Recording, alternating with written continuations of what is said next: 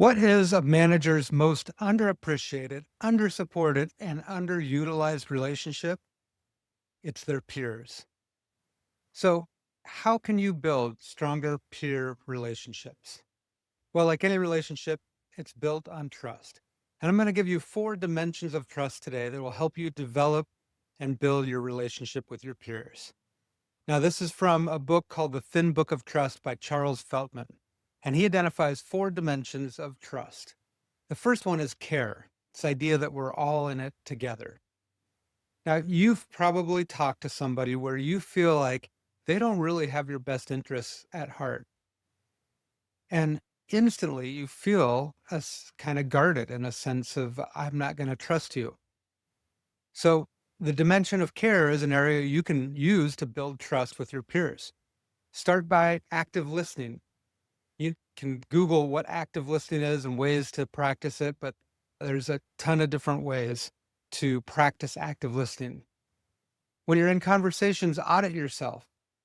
I've been guilty of where starting a conversation that I think is going to be kind of collaborative, and really it turns to me just highlighting my work. So if you want to build trust, seek their interests, especially when you're talking to them. Ask them questions about their work, about their life. Ask them about their expectations. And if you make decisions or you take actions that impact them, follow up with them. That's how you can demonstrate care and build trust in that dimension. The second dimension is sincerity, which is I mean what I say what I mean, and I act accordingly. Now, since sincerity is being internally and externally congruent. So internally meaning we're honest with ourselves, externally meaning we're honest with others. So if you want to build trust with your peers, start by just checking for internal congruency. If I say I support this position or I want this certain thing, is that really what I want? That's internal congruency.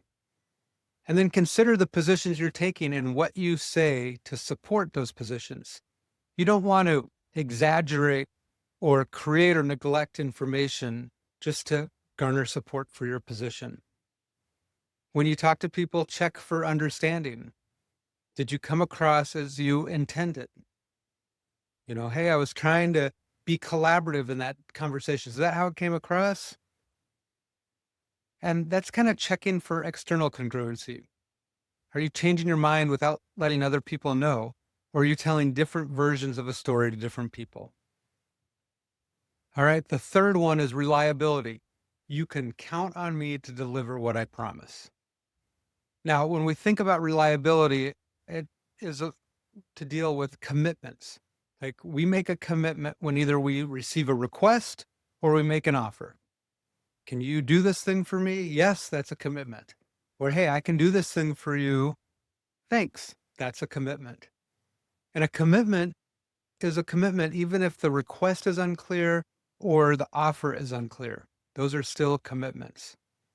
And so we need to be listening for the commitments we're making. And to build trust, especially with our peers, when we hear those commitments, is to clarify, to make sure we understand what the request is, to confirm that that's what they want. And then we can either commit, make that commitment, we can decline the offer, we can counter. So we can say, hey, you wanted this at 3, but I can get it to you at 4. Would that be okay? Or we can commit to commit. I know you want this at 3 o'clock. Can I let you know at 2 o'clock if I can do that? Those are your options. Now, if you make a commitment, obviously things come up. So revoke or renegotiate those commitments as early as possible. We all know what it's like when the last minute somebody comes and says, hey, that thing I said I was going to do for you, I can't do it. They likely knew well ahead of the last minute. So if something happens where you're not going to be able to follow through on your commitment, state that as early as possible. That's how you build reliability, trust and reliability. Fourth one is competence, which is, I know I can do this. I don't know if I can do that. Now, just because somebody's competent in one area, of course, doesn't mean they're competent in other areas. But people assume that all the time. Individual contributor does really good, gets promoted to manager. People kind of assume, well, they're really good here. Certainly they're a good manager.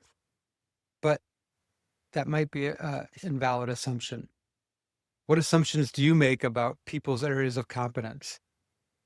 Sometimes we have to admit when we don't know, and that's one of the ways you can build trust in this dimension of competency.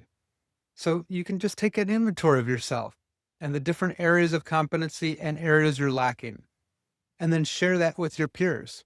Likely, they have areas of competency that match your areas of weakness, and vice versa. So you can ask for help, seek feedback, and get advice on areas to grow in. It's probably one of the biggest benefits of having strong peer relationships. Now, these 4 dimensions: care, sincerity, reliability, and competence will help you understand trust. But to build trust, you have to take action. So choose one dimension and commit to taking an action to demonstrate and build trust with your peers. That's how those relationships go to being underutilized and undervalued to ones that thrive and help you support a thriving career. Trust is critical to high performing teams, and often that trust can get damaged or broken and threaten the success of the team. And that's a lot of times where somebody like myself, a team coach, can come in and help navigate those discussions, repair some relationships, and really make a world difference. So if you or your team would like support, please book a call with me. Just go to shiftfocus.com/strategy call and you can book a time that's convenient for you. Or just drop me a line. I'd be happy to share over email ideas. Thanks for watching, and we'll see you on the next video.